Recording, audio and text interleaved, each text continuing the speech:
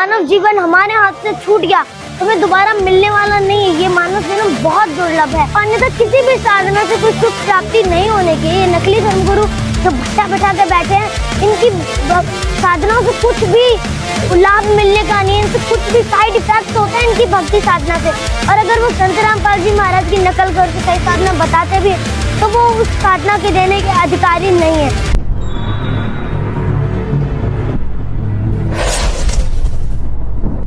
साहेब, क्या नाम है आपका?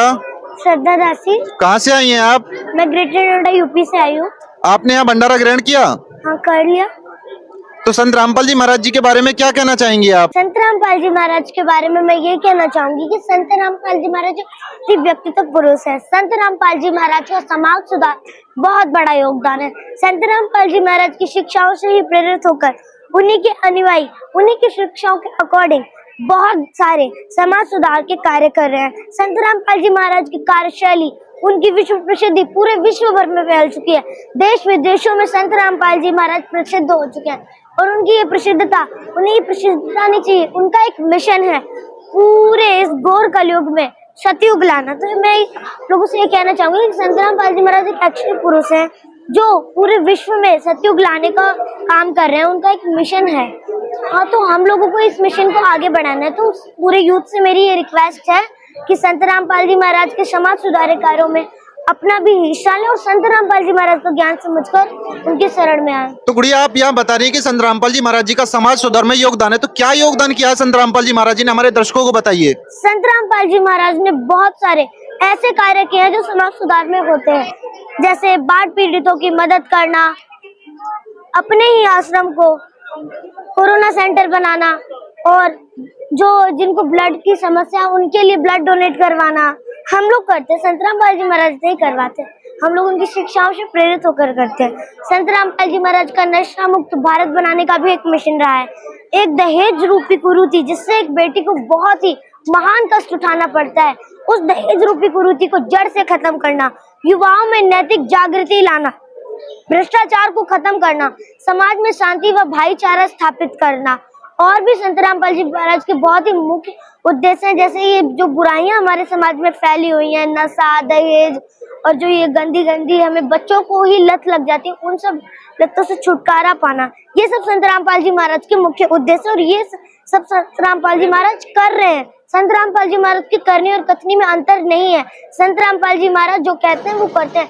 तो संत रामपाल जी महाराज के मिशन को वो आगे बढ़ाएंगे। मेरी पूरी यूथ से रिक्वेस्ट है, हाथ जोड़कर रिक्वेस्ट है कि आप प्लीज मेरी बात मानकर संत रामपाल जी महाराज का ज्ञान समझकर सत्संग सुनकर उनके शरण में आइए, उनके इस मिशन को आगे बढ़ाइए। तो गुड़िया, आपको इतनी छोटी सी उम्र में पढ़ाई लिखाई करनी चाहिए, मौज मस्ती करनी चाहिए, खेलना चाहिए, आप अभी से इस भक्ति मार्ग में क्यों लग गई हैं?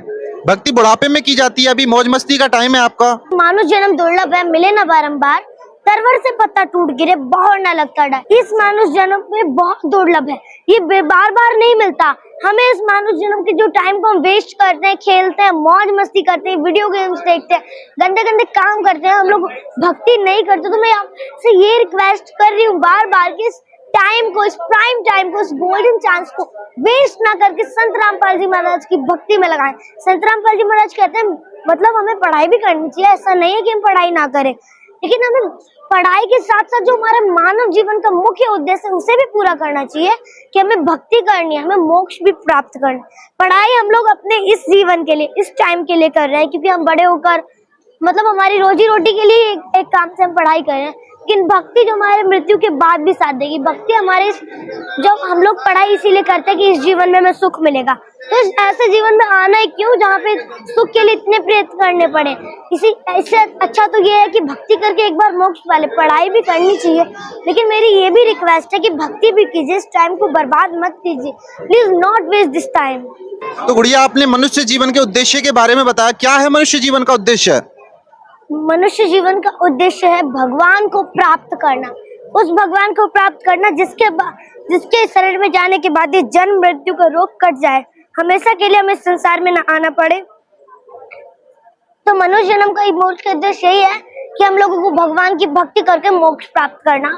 बाकी काम हम अपने पेट के लिए, रोजी रोटी के लिए कर सकते हैं, पर जो मुख्य उद्देश्य हमें उसे भी पूरा करना। तो मनुष्य, मैं यही कहना चाहूंगी, मनुष्य जन्म का मुख्य उद्देश्य भगवान को प्राप्त करना। तो गुड़िया, आपने संत रामपाल जी महाराज जी के बारे में इतनी अच्छी बातें बताई, और क्या कहना चाहती है संत रामपाल जी महाराज जी के बारे में? मैं संत रामपाल जी महाराज जी के बारे में बताना चाहती हूँ कि संत रामपाल जी महाराज की शिक्षाएं अर्थात एक वाणी है, मानुष जन्म दुर्लभ है, मिले न बारंबार, तरवर से पत्ता टूट गिरे, बहुत न लगता डर। इस बाड़ी में हमें ये समझाया गया है, एक एग्जाम्पल से हमें समझाया गया है कि जैसे एक पत्ता होता है, एक लीफ, वन लीफ, अगर वो एक बार पेड़ से टूट जाती है तो वो उस पेड़ में दोबारा नहीं लगती, और पत्तियां आती हैं, पर वो लीफ दोबारा फिर वैसे प्रोसेस से वैसे चल रही थी, वो दोबारा उसमें नहीं लगती। तो ऐसे अगर एक बार ये मानव जीवन हमारे हाथ से छूट गया तो हमें दोबारा मिलने वाला नहीं है। ये मानव जन्म बहुत दुर्लभ है, इसको हमें वेस्ट नहीं करना चाहिए। मेरी आपसे बार बार रिक्वेस्ट है कि इसे हमें वेस्ट नहीं करना चाहिए।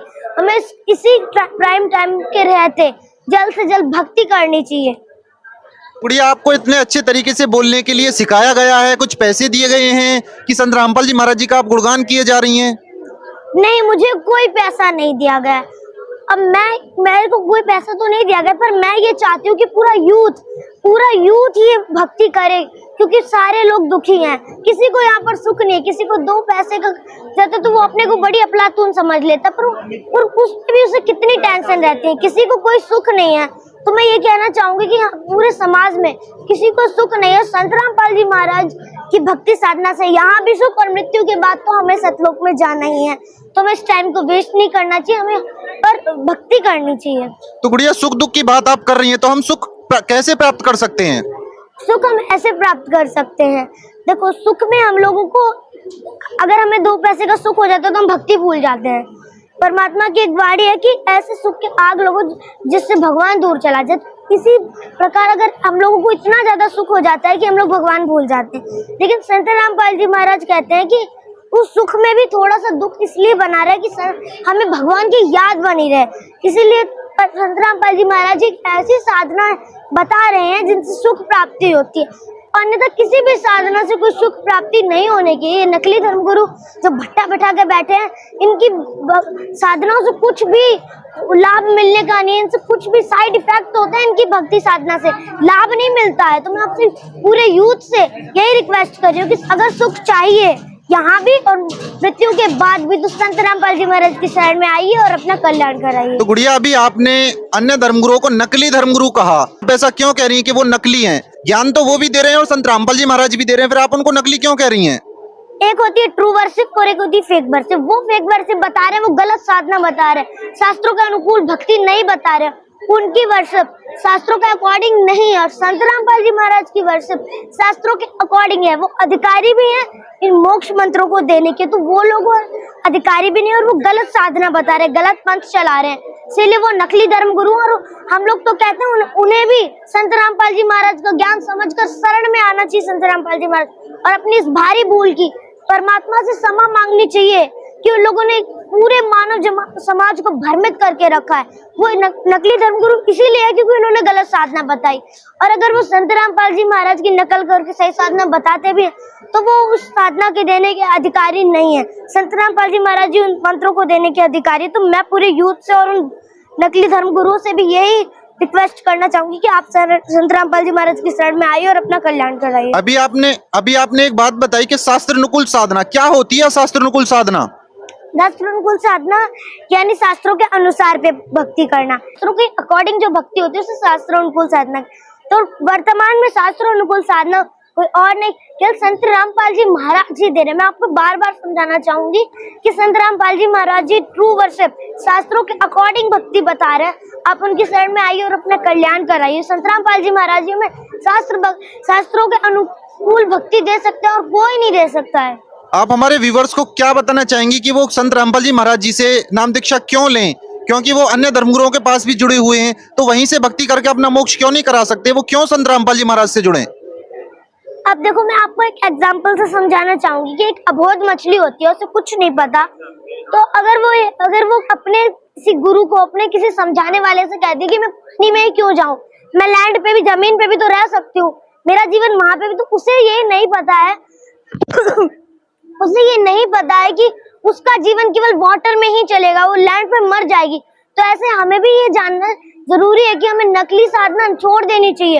वो नकली धर्मगुरु नकली साधना बता रहे हैं, इसलिए हमें ये छोड़ देनी चाहिए। हमें शास्त्र अनुकूल भक्ति करनी चाहिए।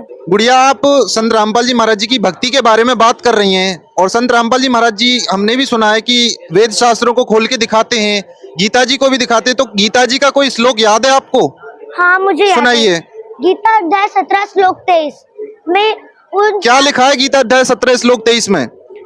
गीता अध्याय 17 श्लोक 23 में ये दिखाया गया कि जो वेद, हम लोगों को पता है कि वेदों का सारांश गीता जी है, तो उसमें वेद मंत्रों के बारे में बताया गया है कि हमें कौन से मोक्ष मंत्र कौन से करने चाहिए। तो उस गीता अध्याय 17 श्लोक 23 है, ओम तत्सत इति निर्देश ब्रह्मणे तिर्वेद समर्थ ब्राह्मणा तेन विहिता पुरा। इस श्लोक का अर्थ यह है कि ओम तत्सत इन वेद मंत्रों का ही निर्देश है। निर्देश मतलब फाइनल फैसला, इसी का निर्देश है, इसी का हम लोगों को इसी के लिए, इसे ही जपने के लिए दिया गया है कि इसी को जब जपेंगे तब आपको सुख की प्राप्ति, मोक्ष की प्राप्ति होगी। और कुछ बताना चाहेंगी गीता जी के बारे में, जो आपने गुरु से आपने ज्ञान प्राप्त किया है गीता जी के बारे में, और क्या बताया, क्या क्या लिखा है गीता जी में? गीता जी में हम लोगों को व्रत, कर्मकांड, पिंडदान इन सब करने के लिए भी मना किया गया है। गीता अध्याय 6 के 16 में ये हमें मना किया गया है कि हम लोगों को ये व्रत वगैरह नहीं करना चाहिए। अब मैं आपको बताना चाहूंगी कि गीता में ये लगा है भूतानि अंति भूतानि प्राप्त, मतलब जो भूतों की पूजा करता है वो भूतों को प्राप्त होता है। अब जो हम लोग भूतों की पूजा करेंगे यानी पिंड भरवाएंगे, श्राद्ध करेंगे, तो इनसे तो हमें मोक्ष मिलने वाला नहीं है।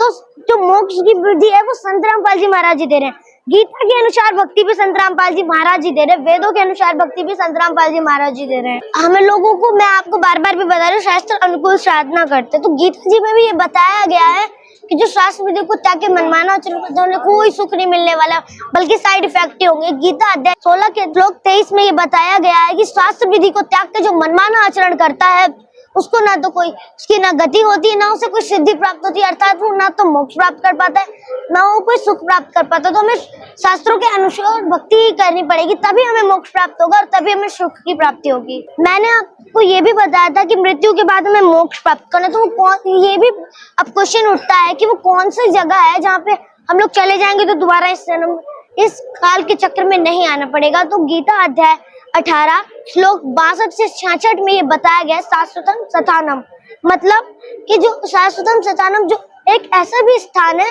जिसको संत भाषा में सचखंड सतलोक कहते हैं, शाश्वत स्थानम है जिसके बाद इसमें जाने से हम लोगों को दोबारा यहाँ नहीं आना पड़ता।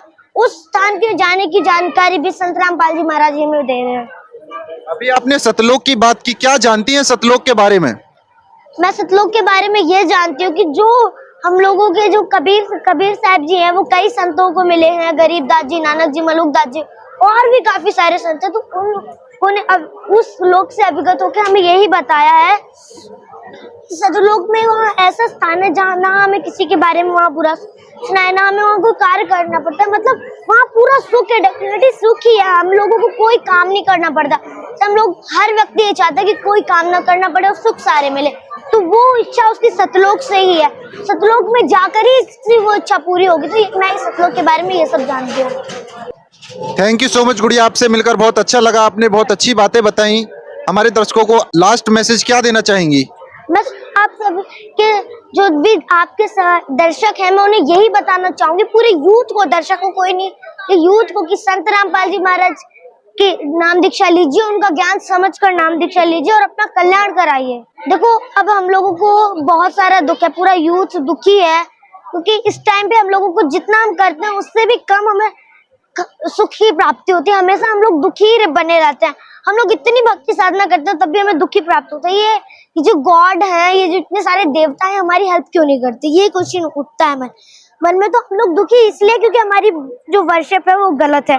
तो सही वर्शिप केवल संत रामपाल जी महाराज ही दे रहे हैं। तो संत रामपाल जी महाराज का ज्ञान अगर आप नहीं सुन पा रहे तो संत रामपाल जी महाराज की कुछ पुस्तकें भी हैं, जीने की राह, ज्ञान गंगा, गीता तेरा ज्ञान अमृत, इस प्रकार की इत्यादि उनकी और भी पुस्तकें हैं। ये कुछ मेन पुस्तकें, इन्हें आप पढ़कर भी संत रामपाल जी महाराज के ज्ञान को समझ सकते हो। संत रामपाल जी महाराज के कई टीवी चैनलों पर सत्संग आते हैं, उनके नीचे एक येलो लाइन डिस्प्ले होती है, उसमें जो नंबर दिए जाते हैं उनमें आप उन नंबर को कांटेक्ट करके उन बुक्स को मंगा सकते हो। तो मैं आपको पूरे यूथ को यही कहना चाहूँ। अब संत रामपाल जी महाराज से नाम दीक्षा लीजिए और अपना कल्याण कीजिए। थैंक यू सो मच गुड़िया। सत साहिब जी।